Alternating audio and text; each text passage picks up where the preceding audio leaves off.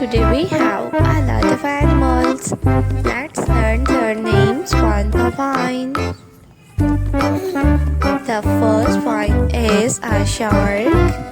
This is a shark. A triceratops.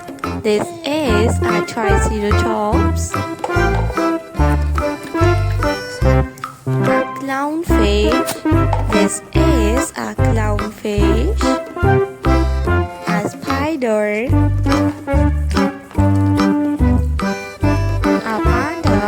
This is a panda. A horse. This is a horse. A polar bear. A porcupine. This is a porcupine. A starfish. A ladybug. A duck. This is a duck. A wolf. Elephant. This is elephant.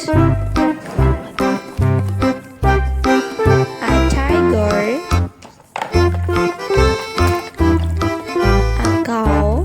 This is a cow. A zebra.